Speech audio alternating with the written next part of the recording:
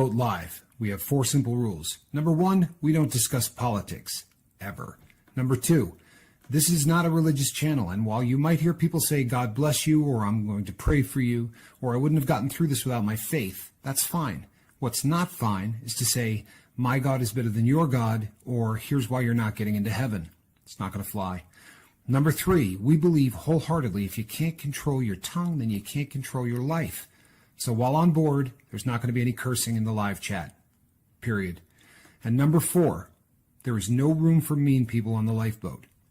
Because we discuss very sensitive things from people's past in our group setting, we got to protect those people. The only way they feel confident and comfortable discussing those things is in an environment that is free of trolls and mean people. So if you're a mean person or you're a troll, we're going to block you for life. And if your account happens to be less than 24 hours old, we're probably a little suspicious right from the word go. Why? Well, because there are people in this world who enjoy being cruel solely for the sake of being cruel. It's not going to fly here. But if you're here because you're trying to get sober and live your best life, then you might find that the lifeboat is just that, a lifeboat. I'm Captain Tommy Scoville, and we will see you on deck.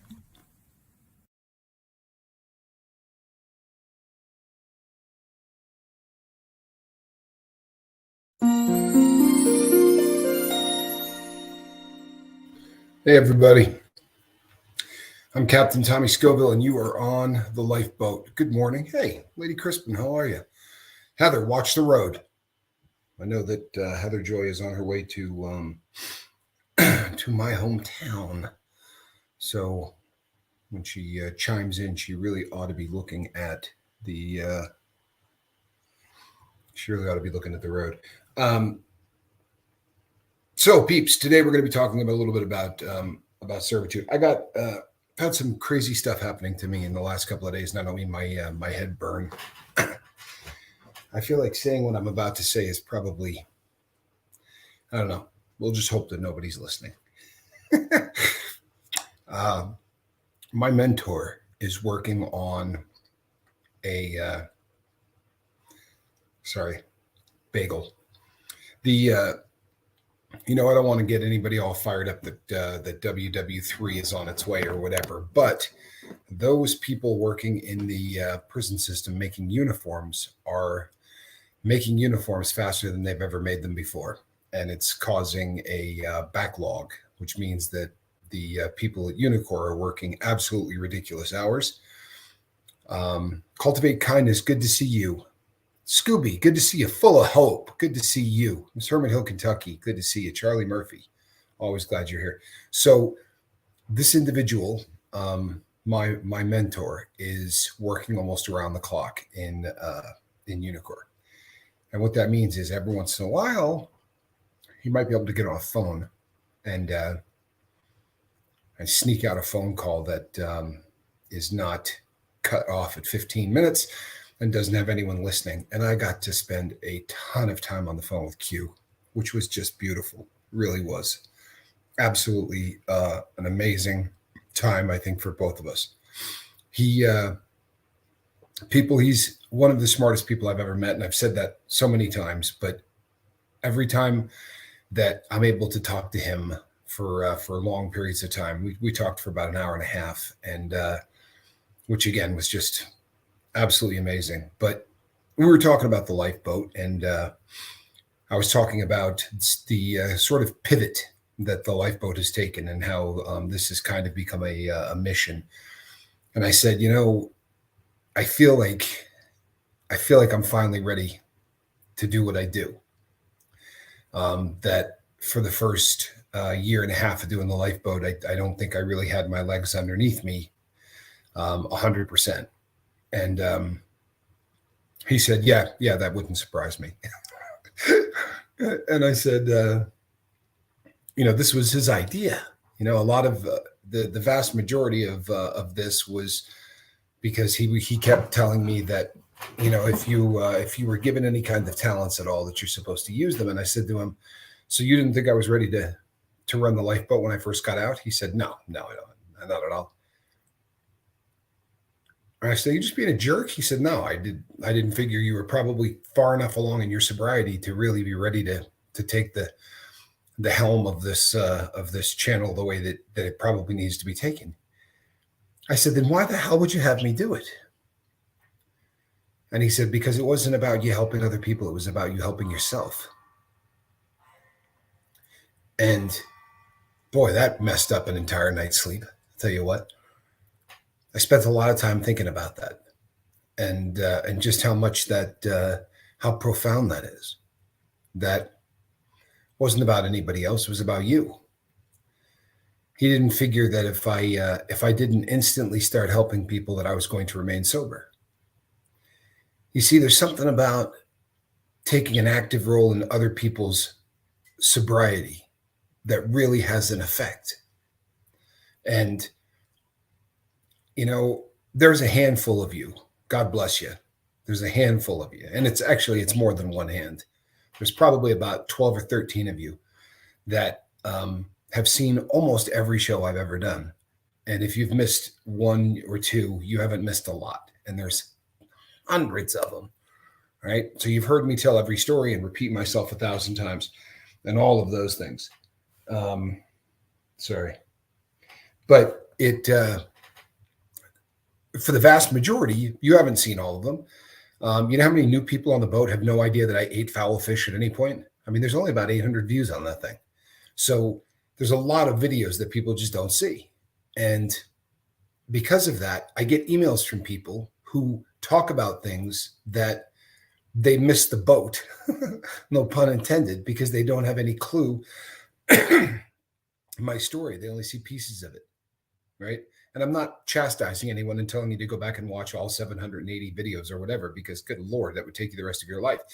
But I got an email that was just, I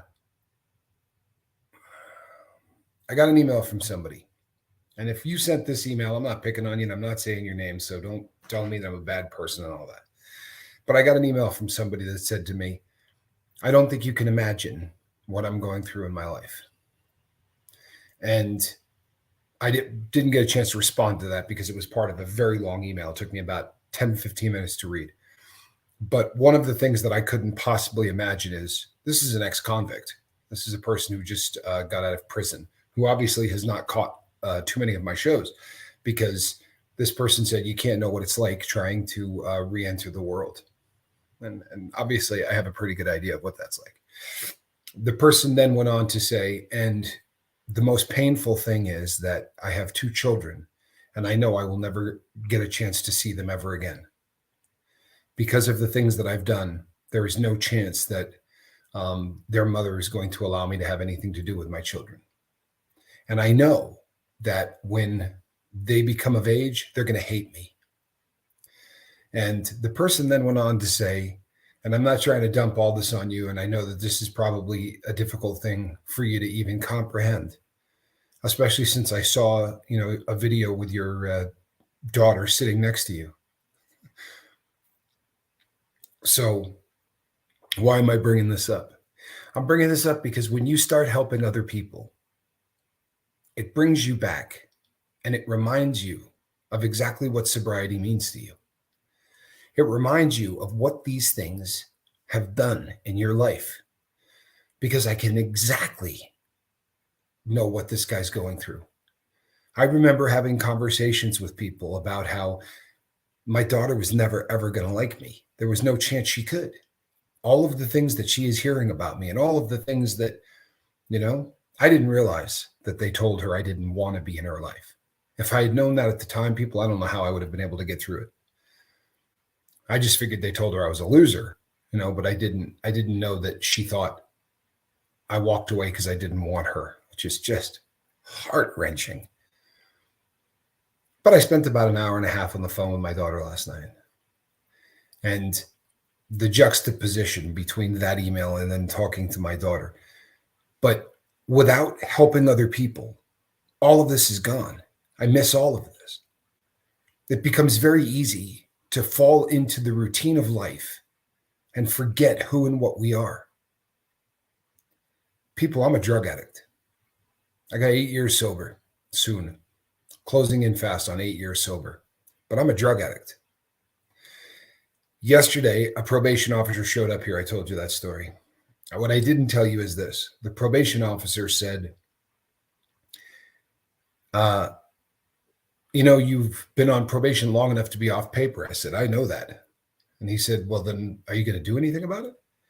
I said, I filed all the paperwork. I'm just waiting for the judge.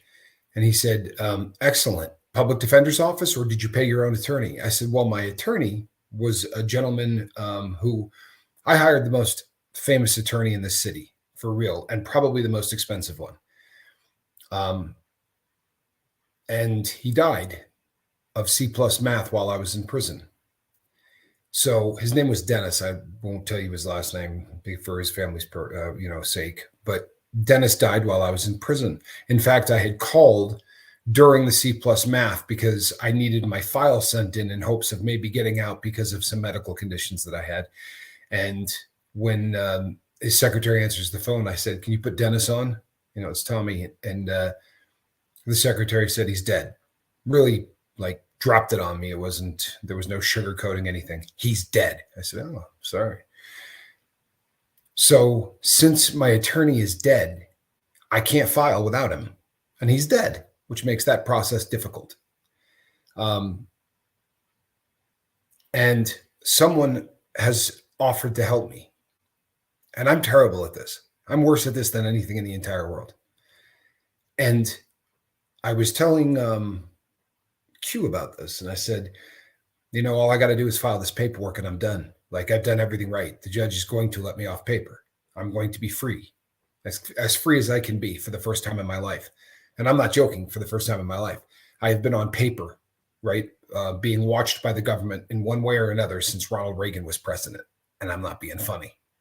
Literally, since the Reagan administration, I've never been off paper. I've never been free. I've never had a period of time where no one was babysitting me, or I didn't have to pee in a cup, or I didn't have to do any of the things that probation requires.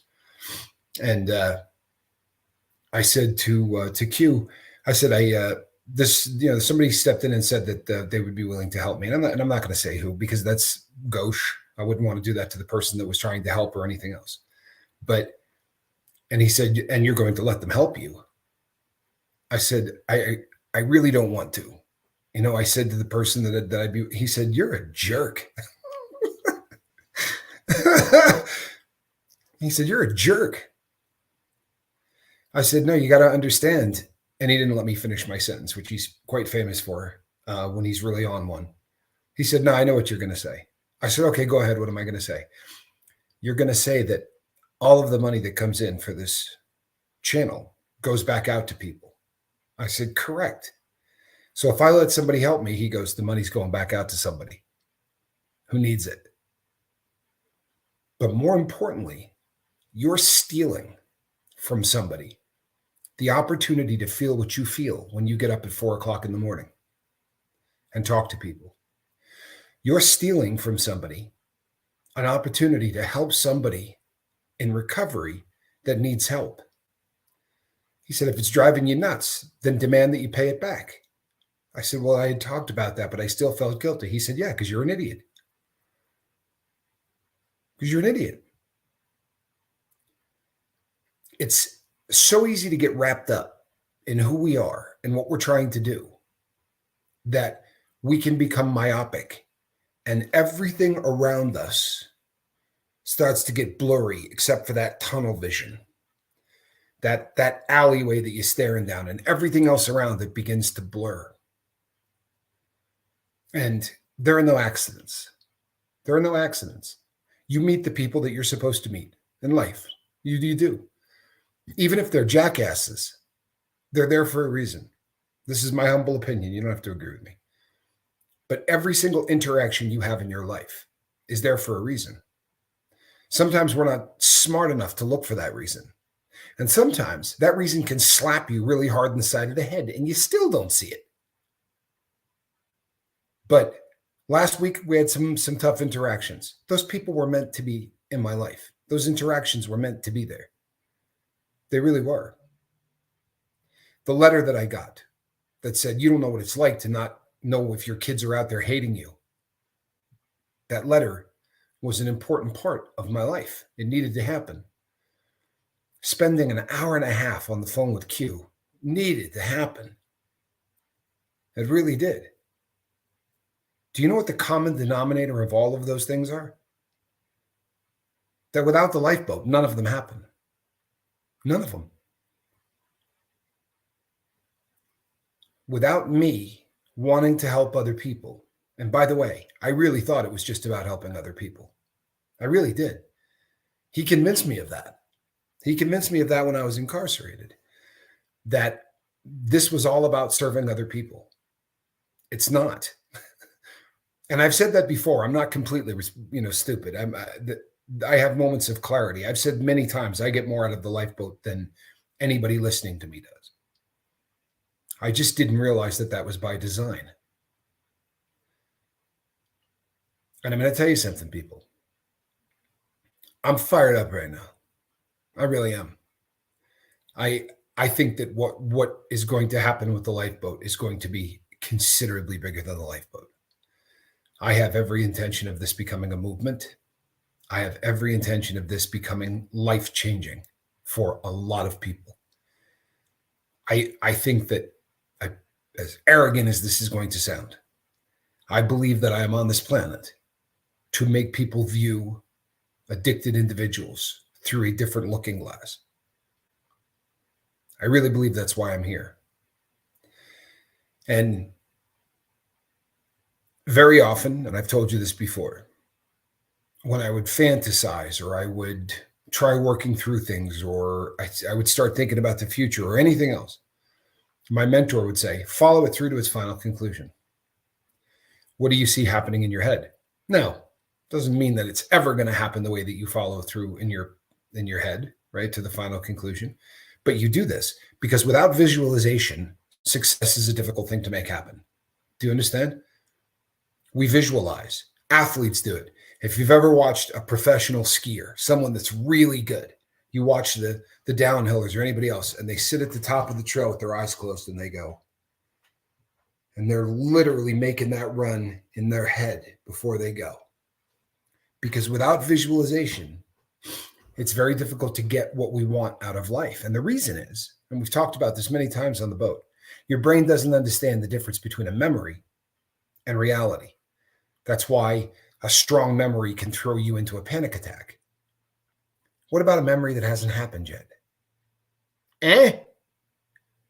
That's what visualization is. If you can visualize things that have not happened yet, your brain will accept them as having already happened. So Q would say to me, take this through to its final conclusion. And we were talking about my mission here, and he said, take it through to your final conclusion. Best case scenario. Run this thing at its best case scenario. What happens? Does this really work? What does it mean? How does it look? I want to tell you something.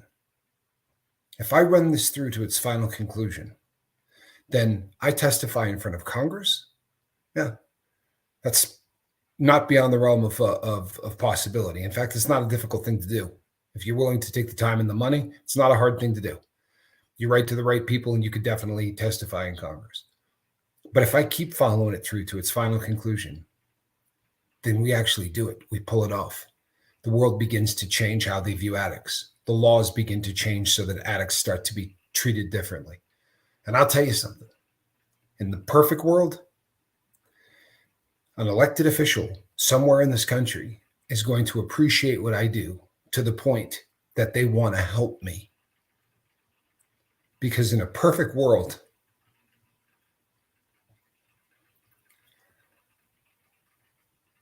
I'm going to have dinner with him.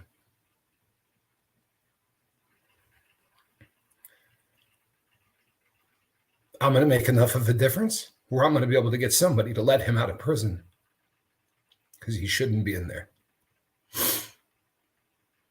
Someday, thank you, ZW. Someday I'm going to tell you his story. It's not mine to tell, but someday I'm going to tell you his story.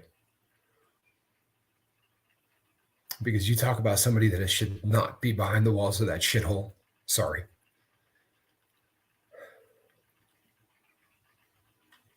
but I'm fired up. I really am. I'm fired up. The lifeboat has meant so much to me. From the very first day, people, the lifeboat has meant a lot to me. Even on the days I hated it, and make no mistake, there have been days I hated it.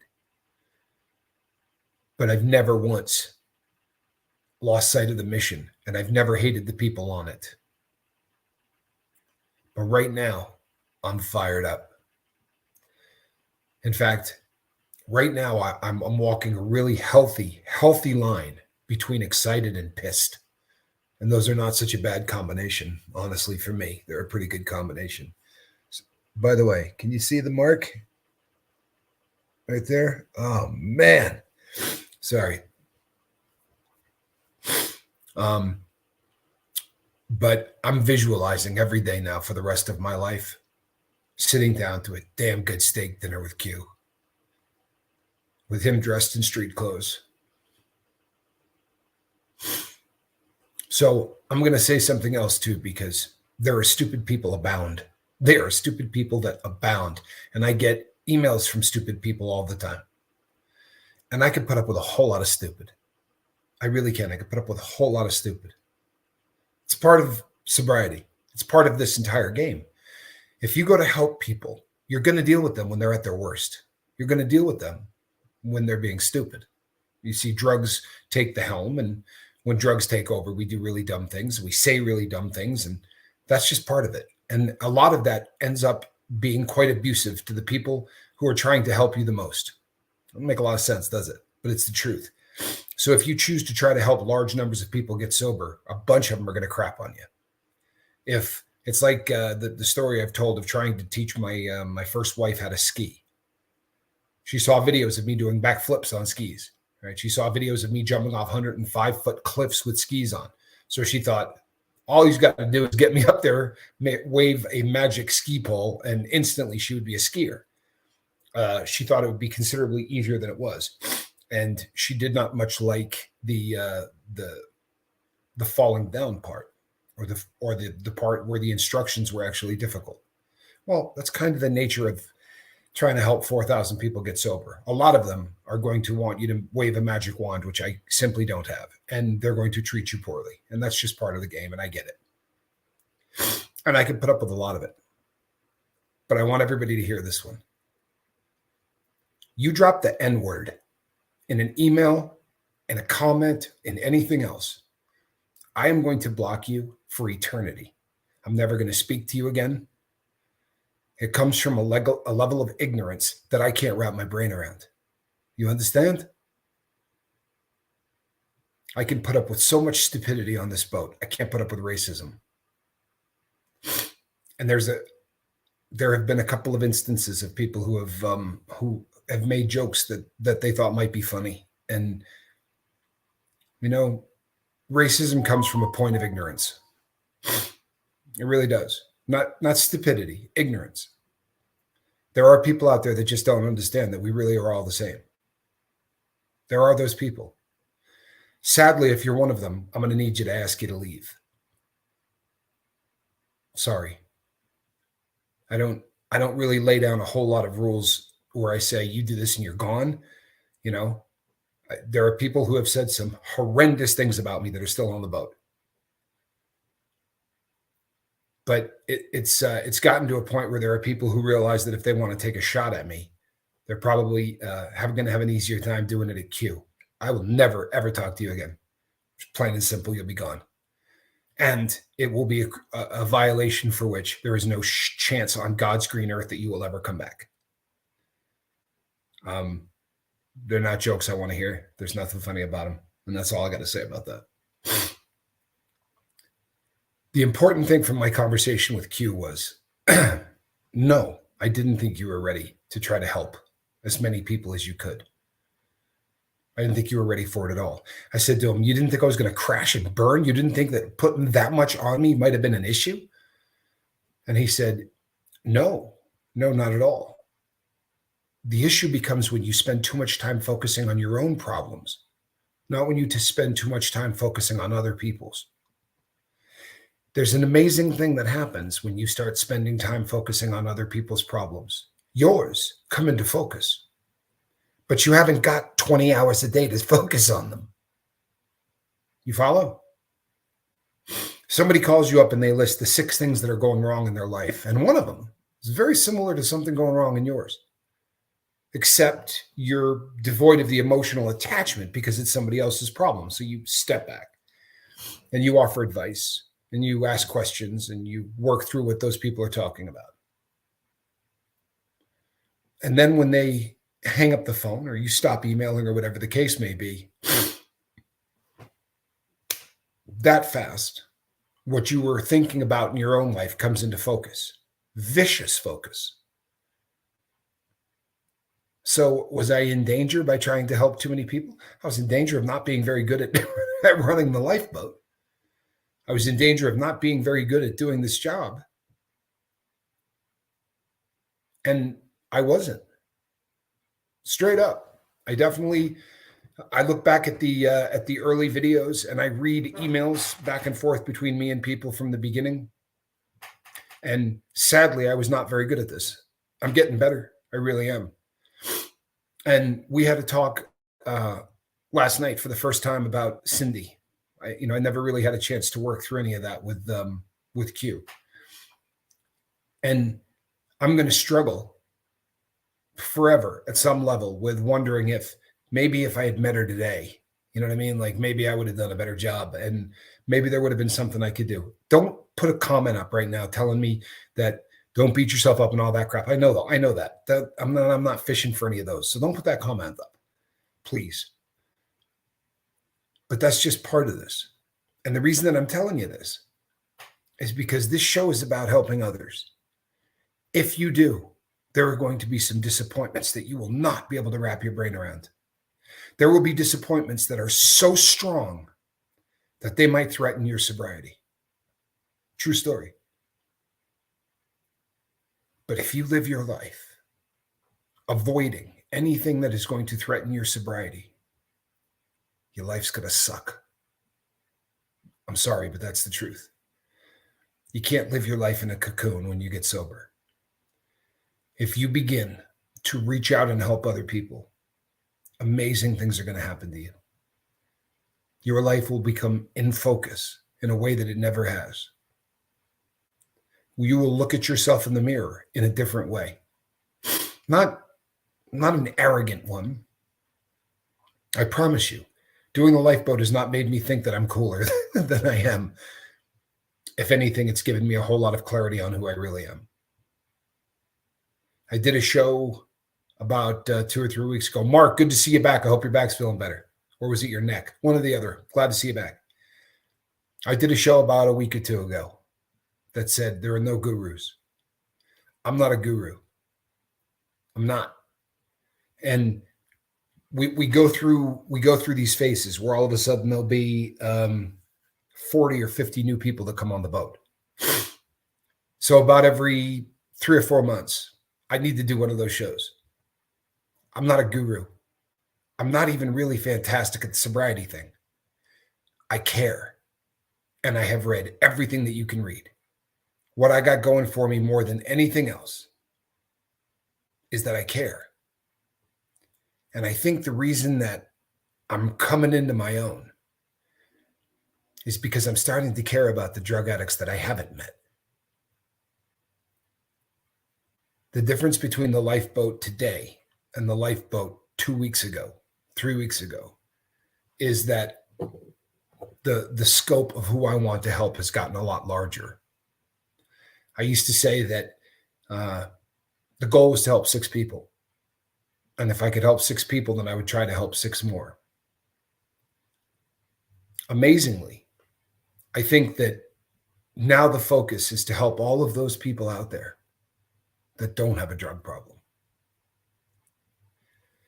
I think now the focus is to try to help all of those jackwagons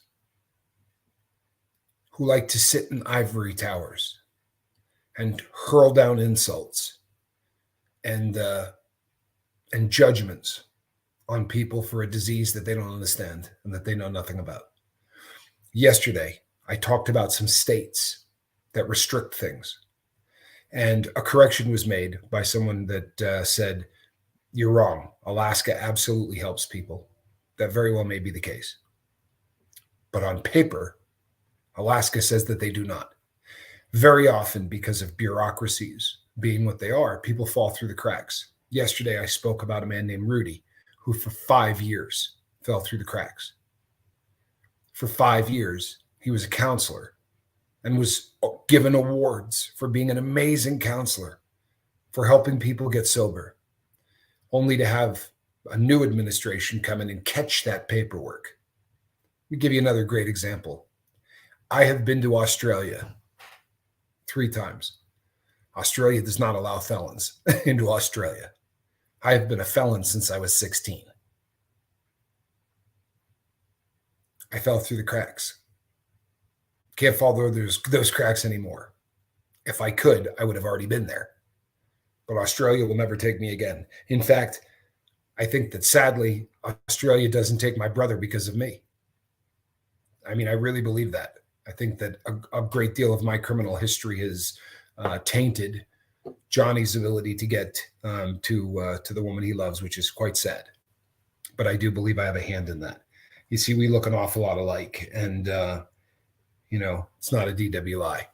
My criminal record is, sadly, they call it violent. They view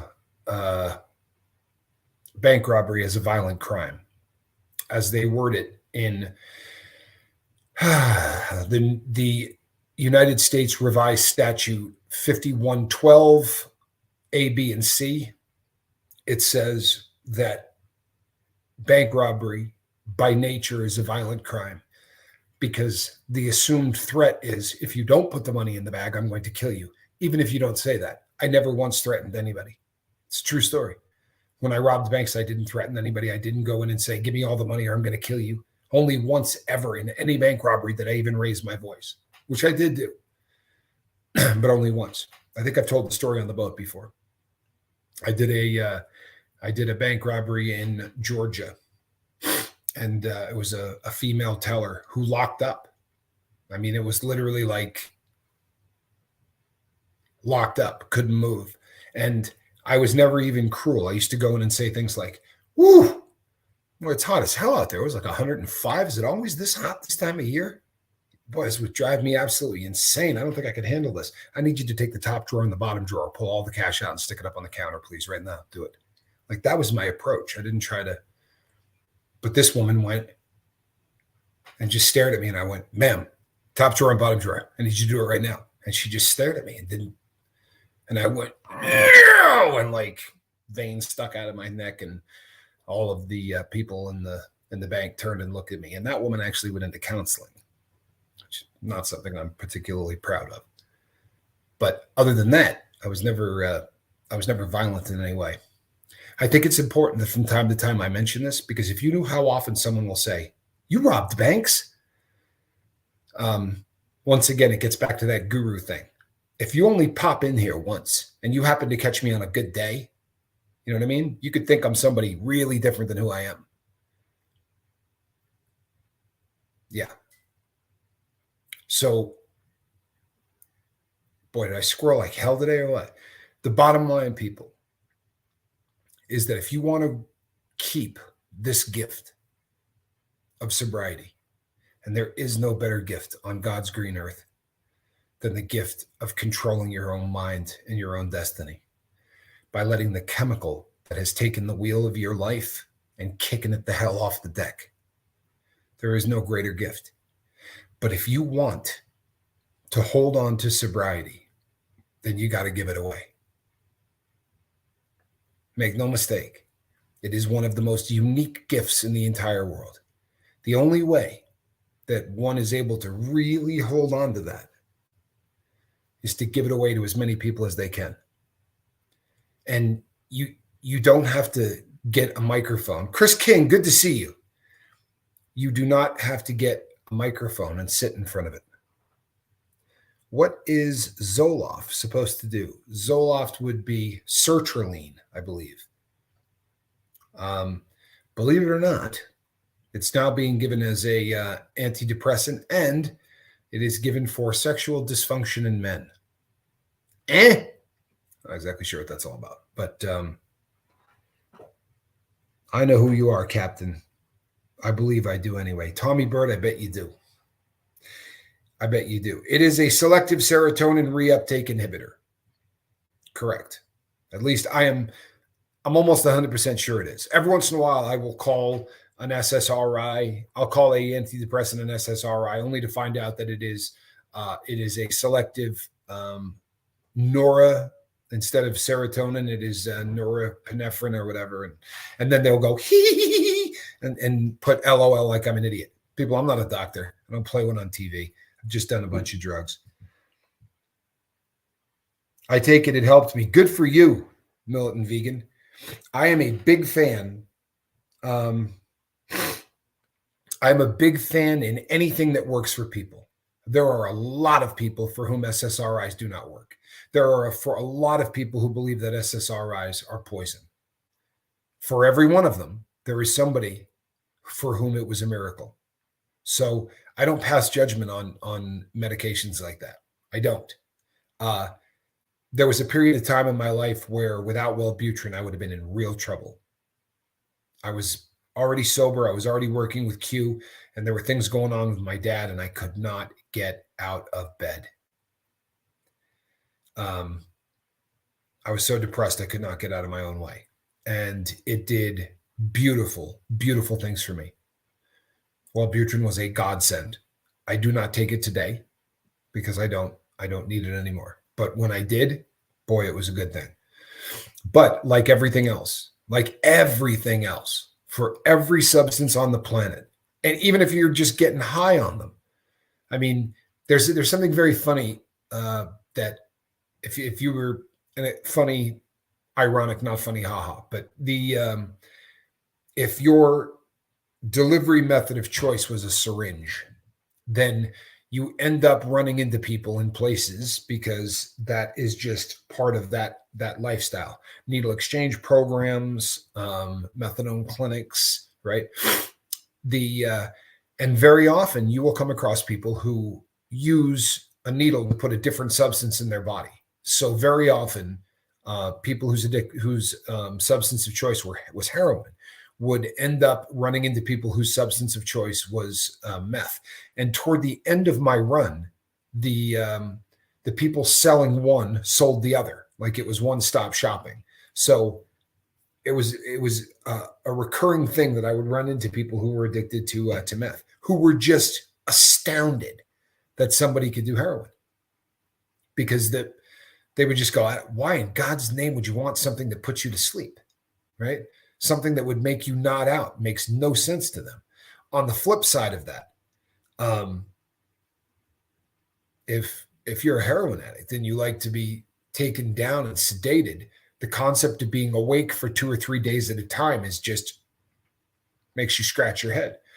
But it's like that with virtually everything, right? For every person who thinks this is the greatest thing that ever happened, do you know how many people will talk to you about Suboxone and tell you it's a poison and it made their teeth fall out and it caused falling arches and all of these things? There are people who think that buprenorphine is the most dangerous substance in the world. There are people who swear by that. Not to me, it's not. Right? To me, it literally was a godsend. By the way, people, my intake of and the only reason that I share this is because of the fact that I sit in this chair, and I think it's probably important that I have these conversations. But I am at 2 milligrams a day on my buprenorphine. I have been steadily taking down my dosage. I don't intend to quit. I don't intend to get off of it. I've tried that now, I think 2 or 3 different times, and without fail, it brings on cravings that at the 8-year mark, I'm not ready to deal with. I don't know, maybe at 15 years. And maybe I'll take it to the day I die.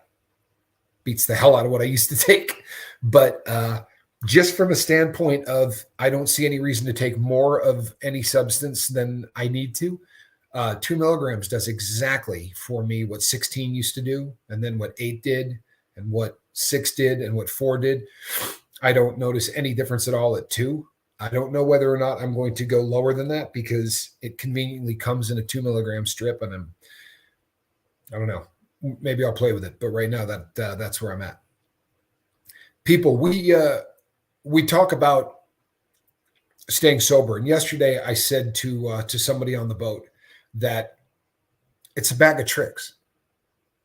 It's a bag of tricks. It's what you have to do to feel comfortable in your own skin at any given time.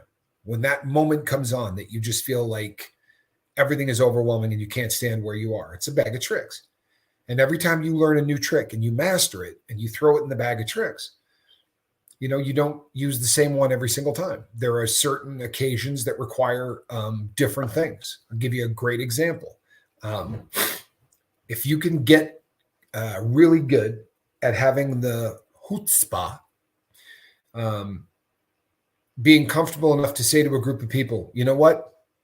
This is threatening my serenity. Threatening my serenity means threatening my sobriety. I'm leaving. It's a really hard thing to do. It is. It's one of the hardest things to do in rehabilitation, in my personal opinion. To say to somebody, you know what? This sucks. I'm leaving. No hard feelings. I've said it to family. And if you know me well, you've probably heard this story, but I know Lady Crispin has heard it. The Christmas, I don't know whether it was last year or the year before. I think it might have been the year before. I was the entertainment at Christmas for I don't know how long. I kept the family gathering going. Told a lot of jokes, told a lot of stories, like just basically I was the entertainment, and it wasn't by design. It's just one of those roles that people take, and Johnny can tell a hell of a story, but from an early age, Johnny kind of went to a different part of the country and was not at every Christmas. I usually was if I was not incarcerated at every Christmas, and very often I became the stand-up comic almost, and it was just sort of like, Tommy's going to get everybody laughing, or he's going to keep the conversation going. He's going to entertain everybody, so to speak. So a couple of Christmases ago, I got out and I was hearing, first of all, it was overwhelming because I hadn't had a Christmas in almost a decade, and there are trees and presents and colors and a bunch of people, and everybody in the room went and just sort of waited. And within a couple of minutes, people were saying things like, Tommy, tell the story about that time you did. And I had to look at everybody and go, I can't do this. I can't do this. I love all of you, but I feel really rotten and wrong right now. And I'm so uncomfortable, and it has nothing to do with you. I love all of you, but I can't be here. I got to go. And I went upstairs and hid. I think I actually called Lady Crispin, but I said, I'm hiding in my room. It was embarrassing as hell. But the other option was worse. I'm getting better at it, by the way. I'm getting much better at it. Now I just say to people, hey, you know what? No, this situation is making me uncomfortable, and I don't allow things to make me uncomfortable anymore because I think that they threaten my sobriety. So much as I love you, probably I'll talk to you in a week or two. Right now, I'm leaving. Goodbye. That's a tool. It's a trick. Goes into the bag. Buddha, sorry to hear you're having a tough morning, brother. Hope everything is all right. Buddha has a whole host of medical stuff, so it may be a medical problem. I'm hoping that you feel better, Buddha. Maybe that'll help. This is Buddha's watch. I know he's a fan, and you can't really see the crosshatch, which is kind of a bummer, because the crosshatch on that is really kind of incredible when it's all carved in there. Anyway, hope you feel better, Buddha. M. Hunt says, I know how this feels. I'm not surprised, M. Hunt, because you literally are an entertainer. So I'm sure that people look at you. If you are in pain, I don't know what that word is.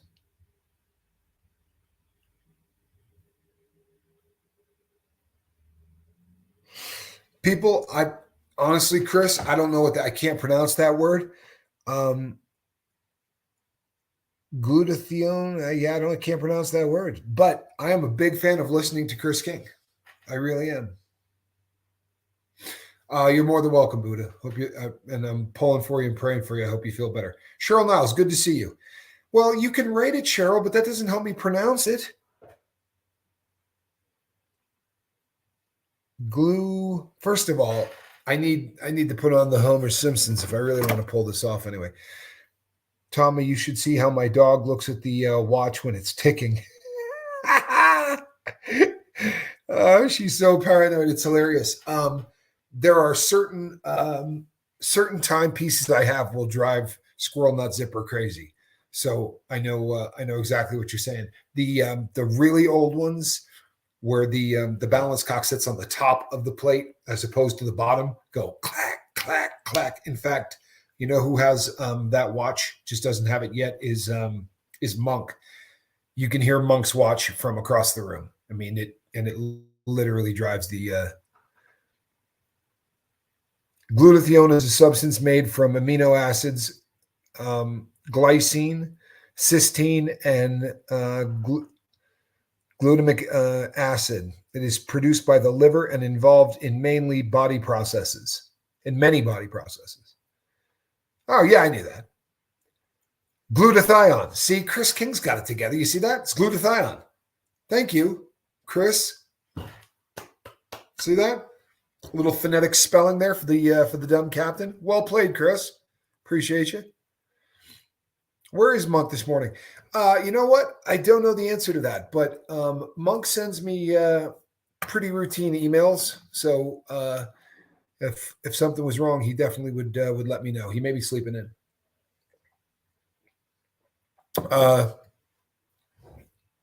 People, Heather, aka Heather Joy, is en route from Las Vegas to Northern Nevada, and will be in Northern Nevada with her family sometime probably in about the next 4 hours or so. She's driving, trying to beat the snow. It's supposed to snow today. If you knew how that makes me feel. Hello, all. I'm still sleepy, but I'm here. I'm so glad that you're here. You know what that is, right? It's V. It's my good morning V sign. Always impressed that you get up in the morning, V. So Heather Joy is going to be here. I'm really looking forward to that. I really am. It is really rare, people, that I get an opportunity to meet the crew of the Lifeboat one-on-one, and that's a huge deal to me. I'm really looking forward to meeting Heather, and I'm sure that we're going to shoot a video together. I will tell you this. I'm going to be free very soon. I've accepted some help from an angel, and I am going to be hiring an attorney. I already know the attorney's name. I've already done the legwork. It is a woman named Glenn who is going to be helping me file the paperwork to terminate my probation, and my debt to society will be paid. I cannot begin to tell you, people. It brought me to tears about a half a dozen times yesterday. The thought that it's going to be over, that they will not be able to come into my house and search it whenever they want. I passed my drug test. I don't care. They they come with a cup and go pee in this. It's not a big deal. It's degrading, it's degrading that, every time it's a new person that you've never seen before who goes, hey, whip it out and pee in this cup while I stare at you. It's just degrading. It makes you feel like less than, right? Less than who you are and what you are. I'm very much looking forward to that being over. Captain, I heard it's not healthy to touch that fake snow. Please be careful. I'll tell you what. I have stayed away from snow, period. And if you artificial snow, good Lord, I grew up in the in Killington, Vermont, which is the artificial snow capital of the world. And one of the reasons that people say that artificial snow is not great to touch is because almost always it's made from reclaimed water. So normally, you'd see little kids picking snow up and go, "Hey, don't do that, please don't do that." It's it's not the usually done with really, really good water, but it is supposed to snow here today. I'm not going to be having anything to do with it. I'm going to be staying inside, but I am looking forward to meeting Heather Joy. I am sure that we are going to be doing a video or two together, and we're going to be talking about the lifeboat. Heather has helped so much so fast. She really has. You know what? Everybody has. This is I think this is why this particular video is so important. You can look at this from the scientific standpoint, and I've done many shows about the scientific part of this, where one's for Joanna's daughter. You know what? I missed what the one is for. I'm going to have to double back and look at that here but trust and believe, I will be praying for Joanna's daughter.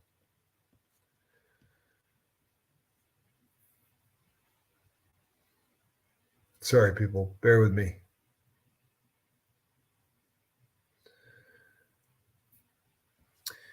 Prayers, please.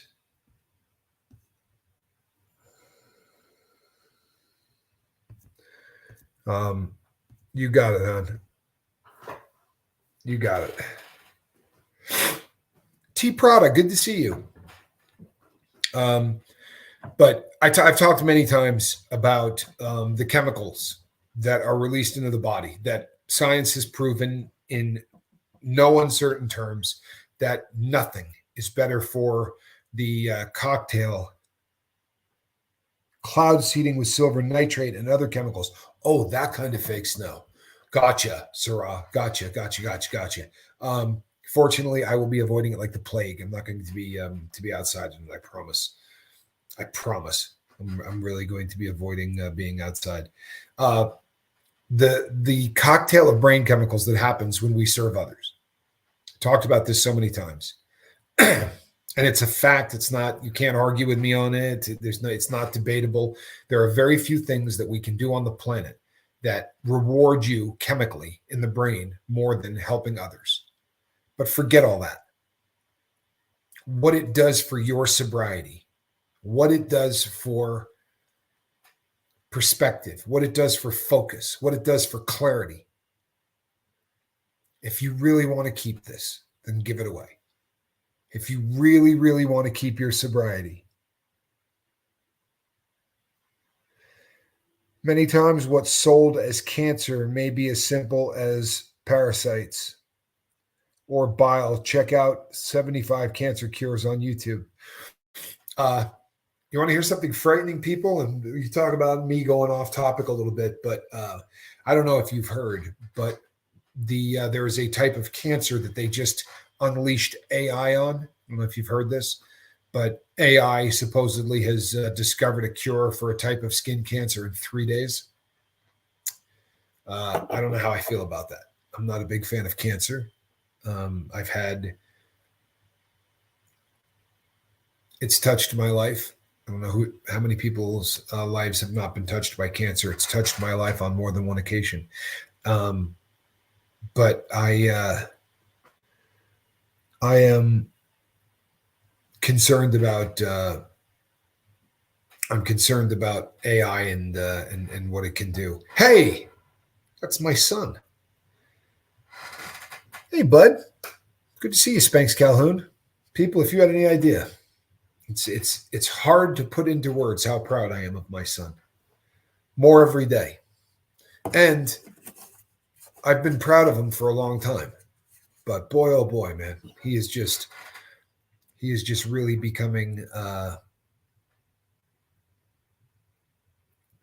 he's becoming the man that every dad wants his son to grow into. You know what I mean? It's truthfully, I've been proud of Spanky his entire life, but really, lately it's just been almost overwhelming. I think I've told the story on here before. I have been in my life, some of the things that I have endured, I've jumped out of airplanes, I've hopped off cliffs, I've done a lot of things that will really get adrenaline pumping through your body. I've told the story before. I got beat up in Canada by about 50 people. No exaggeration. I made a mistake, and it was a group of punk rockers in front of like a punk rock bar, and I got stomped, unconscious, broken bones, like I was in the hospital for a long period of time. It was absolutely horrendous. And knowing it was coming, looking around and going, oh my God, I'm going to die. Like people had knives, and it was me and one other guy and about 56 people. It was just awful. But nothing in my entire life dealt with with more of a stress than taking Spanx Calhoun to a karate tournament as a kid. And he had to go out, and here was my boy. And the first thing that they have to do with these katas, which is like it's all of the different moves that you're going to do, basically put into almost like a dance. Anyway, when he walked out onto the floor to do it, I was still a drug addict at this time in my life, obviously. But the pressure of watching him walk out, I remember taking a bottle of Valium out of my pocket, and I was literally chewing on them and washing them down with Coca-Cola. I looked at his mom and just said, never in my life have I been more uncomfortable. I'm literally terrified. And he ended up to actually placing, like he did so well in it. And then he had to go and fight at somebody. And you talk about just, boy, being a dad. It was one of those moments that I thought, oh, I would rather be shot right now than the stress of watching my son and just being worried about him. But he did me so proud. It was it's a great memory. Sadly, it's a memory tainted by dope, like so many others, But the beautiful thing about life is that you get dealt a hand. And if the hand sucks, you fold it. And then you get another one. And currently, right now, I am in a better place with my son and my daughter than I ever thought possible. For real. So to the gentleman that wrote me the letter that said, you cannot imagine what it's like to you cannot imagine what it's like to wonder whether or not your kids are going to hate you. Yeah, I can. So let me tell you this. You can't imagine what your future holds if you remain sober. You have no idea what your future holds if you remain sober. I'm not doing the Tony Robbins thing. I'm not doing the rah-rah, but I'm going to tell you something right now. If you put down the bottle, if you put down the needle, if you put down the straw, if you set down your substance of abuse, then your best days literally are in front of you. And you have no clue what the world is going to deliver to your doorstep. You don't know what it's going to bring. Follow it through to its final conclusion. Visualize the best possible case scenario, not the worst. I can tell you right now that I am going to visualize every day from now until I sit down across from one of my best friends on the planet and have a good steak dinner at a restaurant where he's not wearing prison garb. I'm going to visualize that every day until I make it happen. And I believe wholeheartedly that many of you are going to assist me in that process. I really believe that. People in early sobriety cannot see outside their own pain. God, what a beautiful, that's a genius. Literally, that is a genius comment. People in early sobriety cannot see outside their own pain. It's an absolute fact. I think it's one of the reasons that the faster that you can become active in others' sobriety, not just your own, the better off you are. The rewards, and people say all the time, you know what, I'm so good at giving advice to other people, I can't give it to myself. Duh. Do you know why we're so good at giving advice to other people, but we can't seem to handle it for ourselves? Because of exactly what Full of Hope just said. Because we can't see outside our own pain. If you come to me and you say, Tommy, here's what's going on in my life, I can listen to all of the problems that you have, but I am devoid of all of the emotion that you are damn square in the middle of, right? All you can think about is the emotion. You can't think about the logic because there are two different parts of the brain doing two different things, right? So we go to advice from one of the people in our five because the emotion part stays with them, and I can give you advice based on the logic part. Now, if I'm in the middle of it, then it goes the other way around. And by the way, Spanx, don't ever say that again. You're not a quitter. Somewhere along the way, your dad failed you. Truthfully, that's what happened. It's got nothing to do with you being a quitter. But I'm proud of who you are today. I'm more proud of who you are today than I've ever been. That's from the bottom of my heart. I mean that. People, I love you, and I love this boat. And I'm not saying that for any other reason other than the fact that I mean it. I want to thank each and every one of you for what you do for me. And if you happen to be an angel and you know who you are, I love you. Thank you so much for all that you do. It's somewhat overwhelming, and sometimes it's hard to wrap your brain around. But and I'm not always very good at it. Sometimes it's hard to sometimes I'm just not very good at it. But I do appreciate every single thing that you people do, more than you could possibly know. Much love to everybody on the boat. I will see you this evening, 5:00. Between now and then, take care of yourselves. You know what? I'll probably see you before then. Heather Joy and I'm sure, will be shooting a video. So I'm going to go try to get a little sleep before she gets here. God bless you all. And remember, you are no different than anybody else on this planet. The fact that you're a drug addict does not make you less than anything. You understand? Doesn't make you less than anything. Believe that.